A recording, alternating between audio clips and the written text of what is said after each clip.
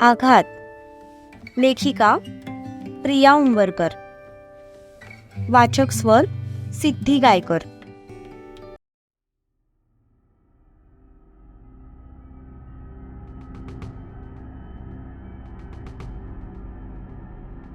आज आर पण आमचाच आणि पार पण आमचाच. पाटलांचा नाद नाही करायचा. शिवा त्याच्यासमोर चुटकी वाजवत म्हणाला. जो आम्हाला नडतो ना त्याला आम्ही फोडलाच म्हणून समज. सूर्या त्याची कॉलर पकडून त्याला उठवत म्हणाला. त्याला समोर उभा करून सूर्याने एक जबरदस्त पंच त्याच्या पोटात घातला. तसा तो पोटाला पकडून कळवळत खाली पडला. काय झालं या दोघांना?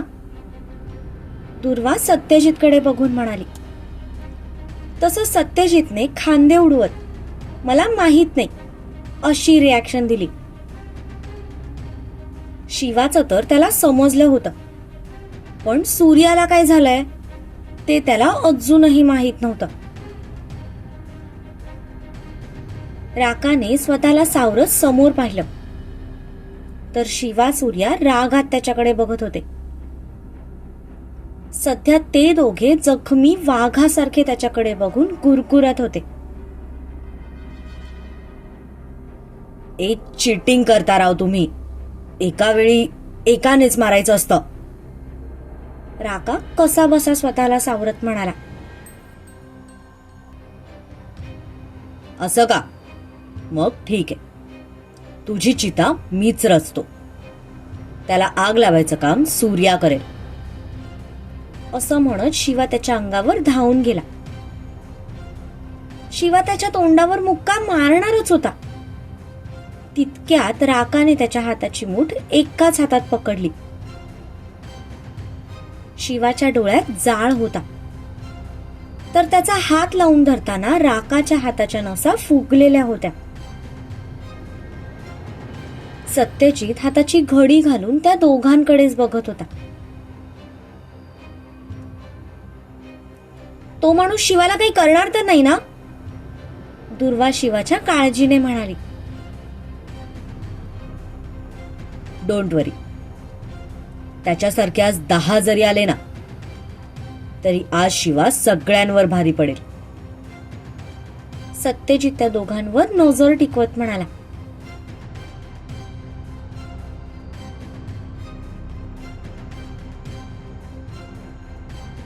शिवा आणि राका खूप रागात एकमेकांच्या डोळ्यात बघत होते. हात सोड. शिवा त्याच्याकडे बघून म्हणाला. हिम्मत असेल तर सोडवून घे. राकाने पण त्याला रागातच उत्तर दिलं.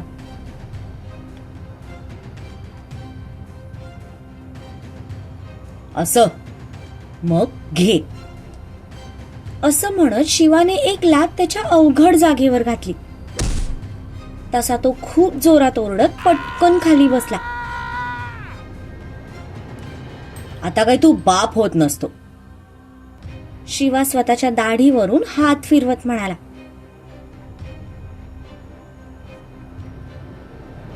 शिवा एक लाथ त्याच्या पोटात घालणारच होता.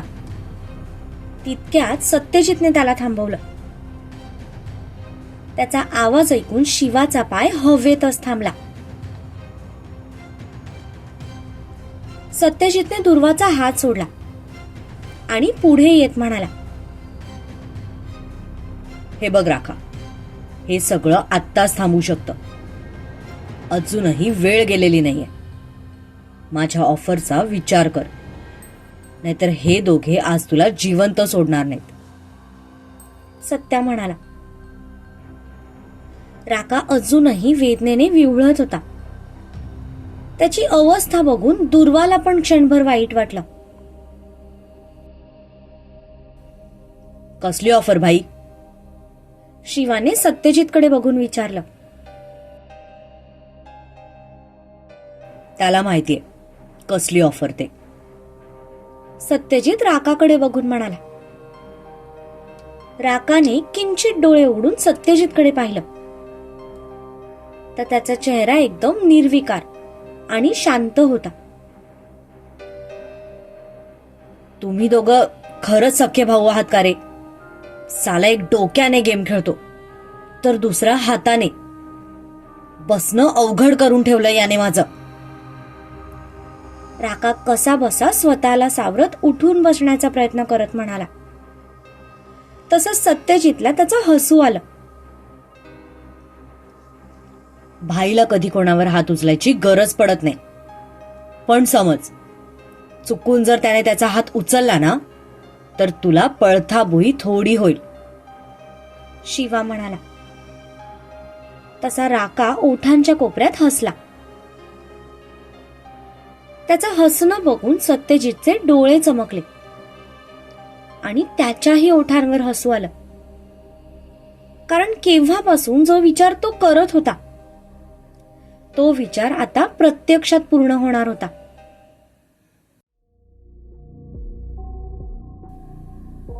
शिवादा, याचा वरचा मजला खाली आहे काय रे? इथे याचं शोरूम बिघडलंय आणि हे बावळट दात काढतंय, सूर्या त्याला हसताना बघून म्हणाला. त्याच्या तोंडावर बऱ्याच ठिकाणी जखमा झाल्या होत्या. नाका तोंडातून रक्त येत होतं, तरी पण तो हसत होता. आणि तो का हसतोय हे फक्त सत्यजितला कळालेलं होतं. ड्रामा करून झाला असेल तर आता चुपचाप नाव सांग. सत्यजित दोन्ही खिशात हात टाकून त्याच्यावर नजर रोखत म्हणाला. तसा तो मोठमोठ्याने हसायला लागला. साले तुम्ही पाटील लय हराम्यात, स्वतःचं खरं करूनच राहता. ए शिवा, मी तुझ्या भावाला मारलं, आज तुम्ही दोघांनी मिळून मला मारलं. हिशोब क्लिअर झालाय हा, बोले तो फिट्टम फाट. राका तसाच मागे सरकत भिंतीला पाठ टेकवत म्हणाला. त्याला असंख्य वेदना होत होत्या, पण तरीही त्याचा चेहरा निर्विकार होता. फक्त एक स्माइल होती. भाई, हा काय बरळतोय? शिवाला पण त्याचं काहीही बोलणं समजलं नव्हतं. राका आजपासून पाटलांसाठी काम करणार, सत्यजित त्याच्यावर नजर रोखत म्हणाला. तसे शिवा सूर्या शॉक झाले. राका मात्र गालात हसत होता. भाई, हे तू काय बोलतोयस? अरे तो जीवावर उठलाय आपल्या, आणि तू त्याला आपल्यात यायची ऑफर देतोयस? शिवा गोंधळून म्हणाला. तो आपली परीक्षा बघत होता, हो ना रे राका? सत्यजित राकाकडे बघून म्हणाला. तसा राका पुन्हा हसायला लागला. ए सूर्या, तुझी टॅग लाईन एकदम रापची काय? हा, शोभते तुम्हाला. एक माइंड गेम खेळतो, दुसरा तांडव करतो आणि तिसरा बोलण्यात घुमवतो. साला तुमच्या समोर कोणाचाच टिकाव लागणं शक्य नाहीये. ए सत्यजित पाटील, आजपासून हा राका तुमचा झाला. राका त्या तिघांकडे बघत म्हणाला. तसं सत्यजितच्या ओठांचे कोपरे रुंदावले. सूर्याला किडनॅप करायला कोणी सांगितलं होतं? सत्यजितने शांत चेहऱ्याने विचारलं. रघुवेंद्र ठाकूर, त्याच्या भावाला तू मारलंस म्हणून तो तुझ्या भावांच्या जीवावर उठलाय, राका म्हणाला. पण हे ऐकून दुर्वाला मात्र शॉक बसला.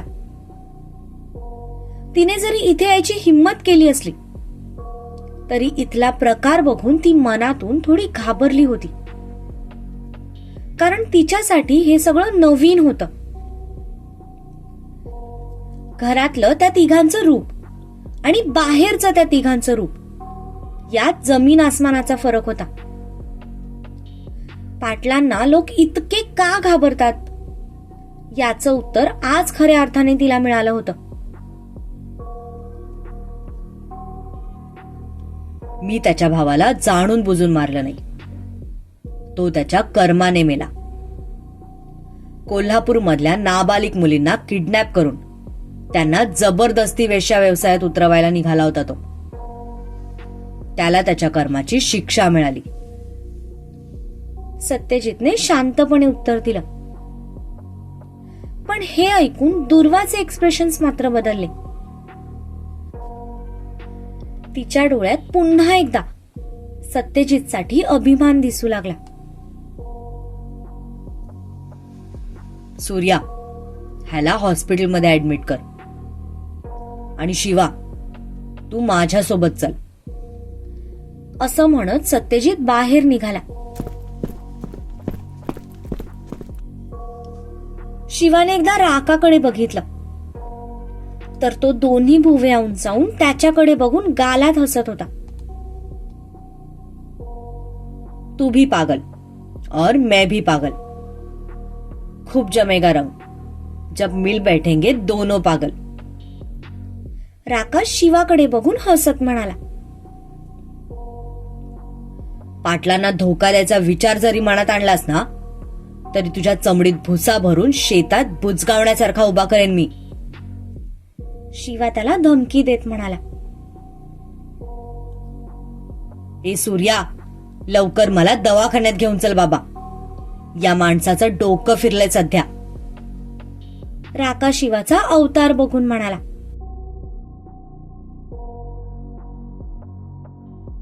शिवा, चल बरं. दारातून दुर्वाचा आवाज आला. तसा शिवा त्याच्याकडे रागात बघत बाहेर निघून गेला. बाहेर येऊन सत्यजितने लगेच कोणाला तरी फोन लावला. एंजल, मन्या आणि दिघ्या कुठे आहेत? त्याने दुर्वाकडे बघून विचारलं. मी त्यांना राकाची माहिती काढायला पाठवलं होतं, पण मला वाटतंय त्याची आता काहीही गरज नाही. तुम्ही त्यांना फोन करून बोलावून घ्या, दुर्वा म्हणाली. भाई, तू या माणसावर विश्वास ठेवून खूप मोठी चूक करतोयस. अरे, जो आपल्या मालकाचा विश्वास मोडून आपल्याशी हात मिळवणी करू शकतो तो उद्या आपल्याशी पण गद्दारी करू शकतो. त्याच्या बोलण्याचा टोन पाहिलास का तू? तो कोणाच्या बापाला घाबरत नाही. मी त्याला इतकं मारलं तरी पण त्याचा मात जरा सुद्धा कमी झाला नाही, शिवा म्हणाला. शिवा, तो आपल्याशी गद्दारी करणार नाही असं माझं मन मला सांगतंय. त्याचं सोड. सध्या आपल्याला त्या रघुवेंद्रला पाहायचंय. तवा गरम आहे. थंड व्हायच्या आत त्यावर घाव घालायला हवा. त्याचा माणूस आपल्या ताब्यात आहे हे कळल्यामुळे तो सैरभैर झाला असेल आणि त्याच्या याच भीतीचा आपण फायदा घ्यायचा, सत्यजित म्हणाला.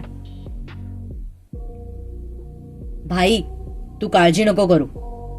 तो रघ्या तिकडे पाताळात जरी लपून बसला असेल ना तरी मी त्याला शोधून काढेन, शिवा रागात हातांच्या मुठी आवळत म्हणाला. दुर्वा, तू घरी जा. आम्ही तिघे पण बाहेर आहोत, त्यामुळे घरी कोणाला तरी असायला हवं. आणि हो, राधा घरी पोहोचली की नाही ते मला कळवशील, सत्यजित म्हणाला.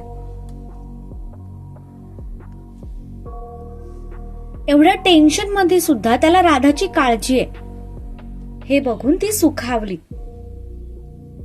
परिस्थितीचं गांभीर्य लक्षात घेऊन तिने पण घरी जायला होकार दिला. तुम्ही स्वतःची काळजी घ्या. आणि शिवा, तू जरा राग कमी कर बाबा. तुला बघून मलाच भीती वाटत होती, दुर्वा म्हणाली. तसा तो हसला. एवढं काम निपटून येतो आणि मग घरी आल्यावर तुझ्याकडून केसांची मालिश करून घेतो. म्हणजे आपोआप माझा राग शांत होईल. तो म्हणाला. तसं दुर्वा गालात हसली. टेक केअर, ती त्या दोघांकडे बघून म्हणाली आणि बाहेर निघून गेली. सत्यजितने त्याच्या माणसांना तिला घरी व्यवस्थित सोडून यायला सांगितलं.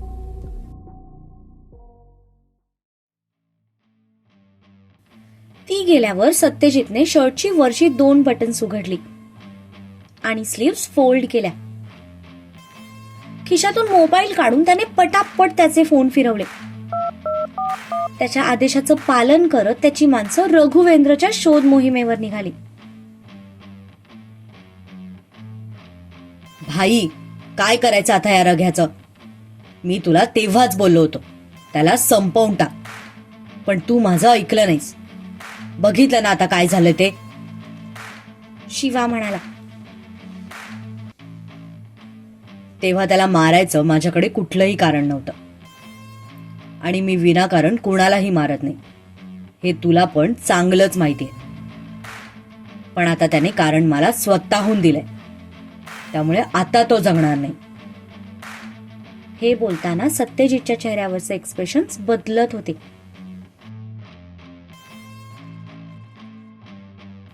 थोड्या वेळापूर्वी शांत आणि निर्विकार असणारा त्याचा चेहरा आता एकदम क्रूर झाला होता.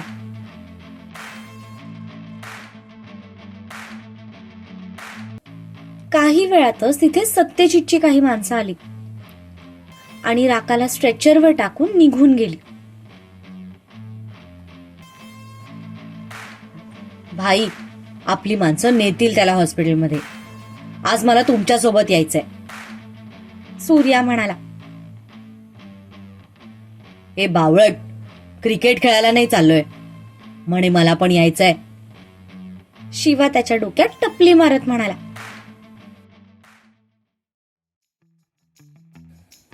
मला माहितीये तुम्ही क्रिकेट खेळायला नाही चालले, त्या रघुवेंद्रला मारायला चाललाय, म्हणून मला पण तुमच्या सोबत यायचंय.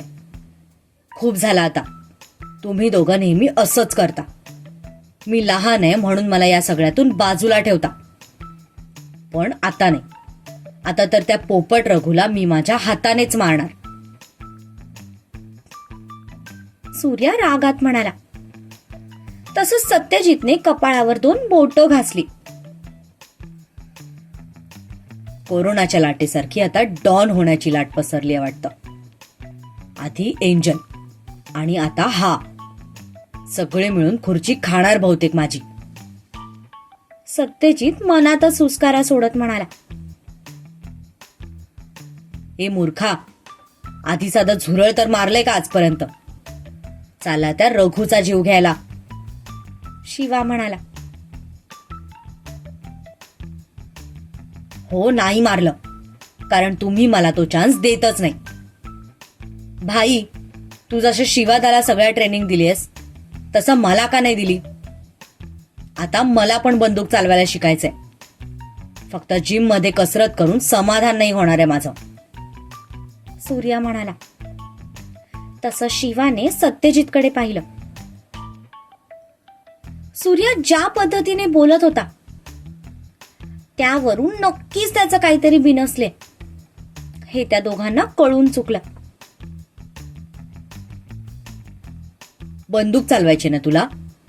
थांब, असं म्हणत शिवाने पाठीमागून कमरेला खोचलेली रिव्हॉल्वर काढली आणि त्याच्या हातामध्ये दिली. कुणाला उडवू? सूर्या त्याच्याकडे बघत म्हणाला. तसंच सत्यजितने डोक्याला हात लावला. अगदी कुठल्याही सिच्युएशन मध्ये ते दोघं सुरू व्हायचे. आजूबाजूला काय चाललंय, कुठला प्रसंग आहे यांचं त्या दोघांना भानच नसायचं. मलाच उडव. शिवा त्याच्या हातातली रिव्हॉल्वर स्वतःच्या कपाळावर ठेवत म्हणाला.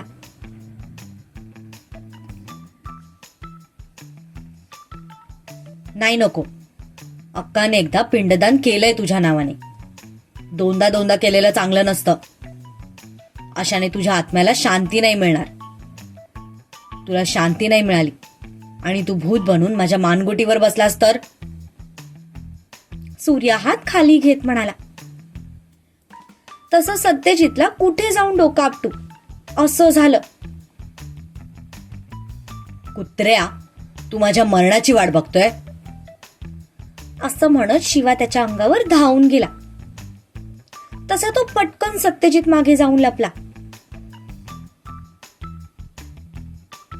तुम्ही दोघं जर आता गप्प नाही बसले ना, तर मी याच बंदुकीने तुम्हाला उडवेन. सत्यजित दात ओठ खात त्या दोघांकडे बघून म्हणाला. भाई, त्याच्यात बुलेट नाहीये. शिवा मान खाली घालून हसत म्हणाला. पण हे ऐकून सूर्याचा चेहरा मात्र बघण्यासारखा झाला. म्हणजे तू मला खाली गन दिली होतीस का? जा बाबा, तुम्ही सगळे नेहमी अशीच चिटिंग करता माझ्या बरोबर. तो हातातली गन रागात खाली टाकत म्हणाला. सूर्या, गप्प बस. अरे इथे वेळ काय आणि तुमचं काय चाललंय? सत्यजित त्या दोघांवर ओरडला. तसे ते मान खाली घालून चुपचाप उभे राहिले. सॉरी भाई. दोघे एक साथ म्हणाले. चला आता. सत्यजित त्या दोघांकडे बघून म्हणाला आणि पुढे चालू लागला. सूर्याने शिवाकडे बघून तोंड वाकडं केलं. शिवाने पण डोळ्यांनीच त्याला दम दिला आणि खाली वाकून पडलेली गन पुन्हा मागे कमरेला खोचली. तुझ्याकडे तर मी घरी गेल्यावर बघतो. शिवा चालता चालता सूर्याला दम देत म्हणाला. जा, बघ, मी नाही घाबरत तुला. सूर्याने पण त्याच्याच भाषेत उत्तर दिलं.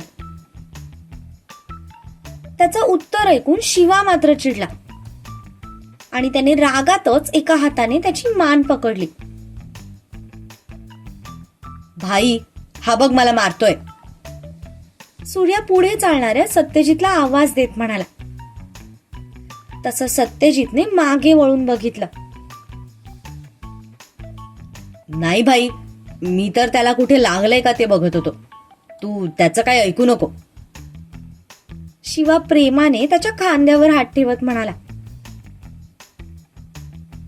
सत्यजितने दोघांनाही एक जबरदस्त रागीट लूक दिला. तसे ते दोघेही चुपचाप मान खाली घालून समोरून निघून गेले. हे दोघे कधी सुधारतील तर सुधारू. सत्यजित मनात सुस्कारा सोडत म्हणाला आणि त्यांच्या पाठोपाठ बाहेर निघून गेला.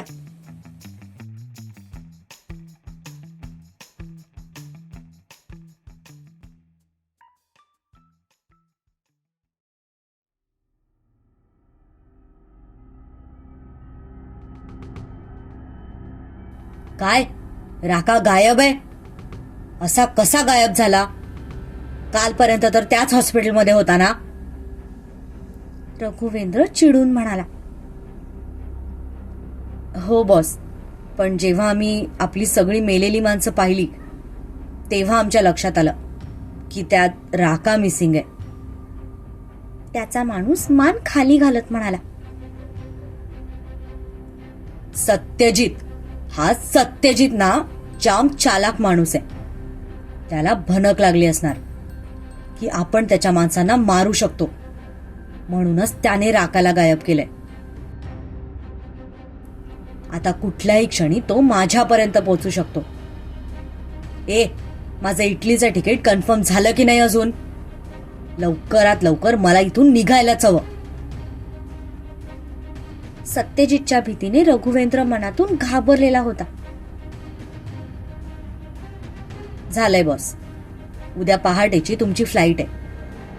हवं तर आजची रात्र तुम्ही कुठेतरी निघून जा. उद्या सकाळी तसंच एअरपोर्टवरून फ्लाईट पकडून इटलीला निघून जा. कुणाला कानोकान खबर सुद्धा होणार नाही. तो जर इथे आला तर आम्ही बघून घेऊ. तुम्ही इथे नाही, म्हटल्यावर तो सुद्धा काही करू शकणार नाही. त्याचा माणूस त्याला सल्ला देत म्हणाला, जो त्याला सुद्धा पटला. हो, बरोबर बोलतोयस तू. मी एअरपोर्ट जवळच्या एखाद्या हॉटेलमध्ये आजची रात्र काढतो आणि उद्या तसंच तिकडून फ्लाईट पकडून निघून जातो. रघुवेंद्र म्हणाला. पण बॉस, राका, त्याचं काय करायचं? तो आपला विश्वासू माणूस आहे. त्याला असं सत्यजितच्या ताब्यात सोडणं म्हणजे स्वतःहून पिंजऱ्यात अडकण्यासारखं आहे. त्याचा माणूस म्हणाला. तुला काय वाटतं, सत्यजित त्याला एवढ्या सहजासहजी सोडेल का? तो त्याच्याकडून सगळी माहिती काढूनच घेणार. दिली तर ठीक, नाहीतर तो त्याला उभा चिरणार. त्यांचं जे व्हायचंय ते होऊ दे. आधी मला माझं बघू दे. बंगल्यावरची सगळी सिक्युरिटी टाईट करा. मी इथून निघेपर्यंत कुणीही या बंगल्यात येता कामा नये. रघुवेंद्र त्याच्या जागेवरून उठत म्हणाला. सत्यजित पाटील, आज पुन्हा एकदा नशिबाने बाजी तुझ्या बाजूने पलटवली आहे. पण किती दिवस? आज जरी मी एक पाऊल मागे घेत असलो तरी एक ना एक दिवस ही हरलेली बाजी पुन्हा माझ्या हातात येईल आणि त्यावेळी मी तुला जिवंत सोडणार नाही. रघुवेंद्र रागात म्हणाला आणि पॅकिंग करायला त्याच्या खोलीत निघून गेला.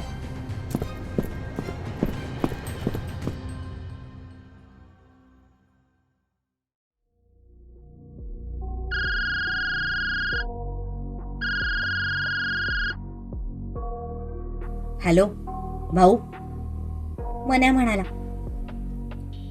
बोल. सत्यजित म्हणाला. भाऊ, तो अजून त्याच्या बंगल्यावरच आहे. बंगल्याची सिक्युरिटी टाईट केली त्याने. त्यावरून माझी खात्री पटली की तो बंगल्यातच आहे. तुमच्या भीतीने लपून बसलाय बहुतेक. मन्या म्हणाला. त्याला बिळातून बाहेर कसं काढायचंय ते मला माहितीये. तू फक्त आपली माणसं घेऊन तिकडे पोहोच. मी आलोच. एवढं म्हणत सत्यजितने फोन कट करून टाकला. भाई, तुझ्या डोक्यात नक्की काय चाललंय? शिवा त्याच्याकडे बघून म्हणाला. काहीच नाही. आता सरळ त्याच्या घरात घुसायचं आणि त्याला ठोकायचं. जास्त ड्रामे करायला आज माझ्याकडे अजिबात वेळ नाहीये. सत्यजित रिलॅक्स मागे टेकत म्हणाला. तसा शिवा गालात हसला. भाई, आपण त्याला खरंच मारायचंय? पाठच्या सीटवर बसलेला सूर्या त्या दोघांच्या मध्ये डोकं घालत म्हणाला. शिवा ड्रायव्हिंग करत होता. त्याच्या शेजारी सत्यजित आणि पाठीमागे सूर्या होता. आपण नाही, आज तू त्याला मारायचं, सत्यजित म्हणाला. तसा सूर्याने एक आवंढा गिळला. मगाशी जोश मध्ये तो म्हणाला तर होता, पण एखाद्याचा जीव घेणं ही त्याच्या बसकी बात नव्हती. भाई, अरे जाऊ दे ना. झाली असेल त्याच्याकडून चूक. तेच खून खराबे करून तो झाला असेल बोर, म्हणून त्याला मला किडनॅप करावंसं वाटलं असेल.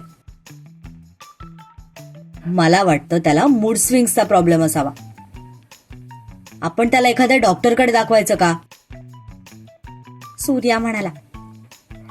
तसं शिवा जोरात हसू लागला. इतका की हसता हसता त्याच्या डोळ्यातून पाणी यायला लागलं होतं.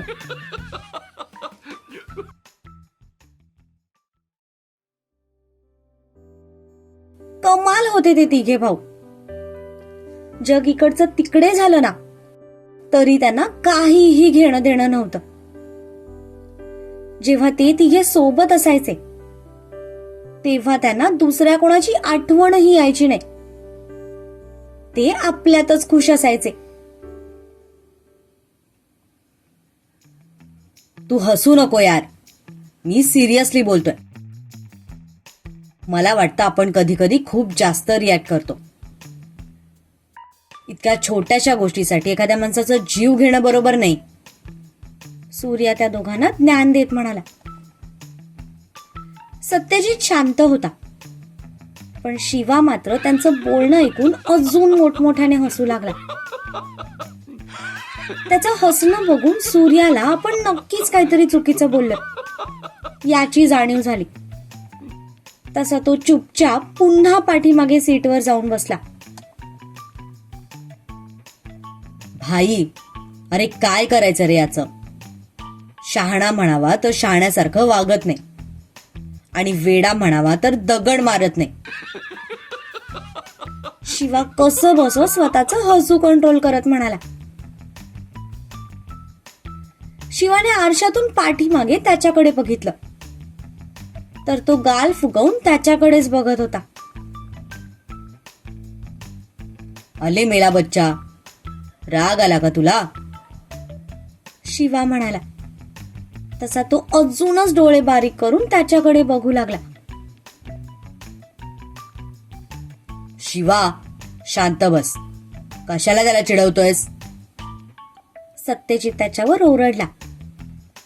तसा तो शांत झाला, पण अजूनही आरशात त्याच्याकडे बघूनच तो हसत होता. आणि ते बघून सूर्या अजूनच चिडत होता.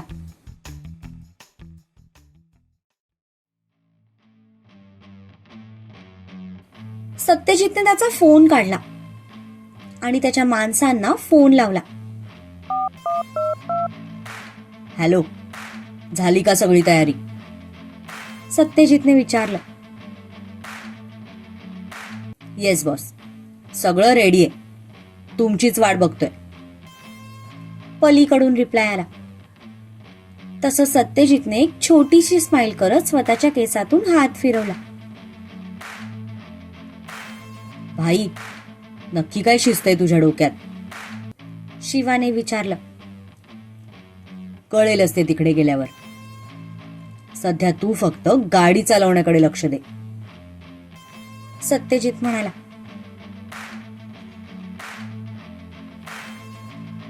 काही वेळातच ते रघुवेंद्रच्या घराच्या थोडं अलीकडे थांबले. भाई, आपण इथे का थांबलोय? पाठीमागून सूर्याने विचारलं. उंदराला बिळातून बाहेर काढायचं असेल तर काहीतरी शक्कल लढवावीच लागणार आहे ना. त्याच्या घरात घुसून त्याला मारायचं म्हणजे त्याच्या माणसांना पण मारावं लागणार. आणि त्या बिचाऱ्यांची काही चूक नसताना त्यांना मारायचं माझ्या जीवावर आलं. म्हणून मी प्लॅनमध्ये थोडा चेंज केलाय. सत्यजित दरवाजा उघडून खाली उतरत म्हणाला.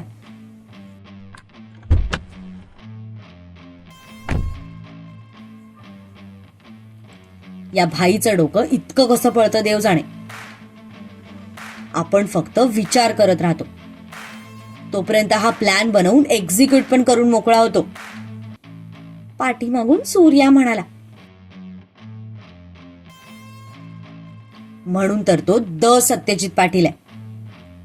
उतर आता खाली. शिवा म्हणाला.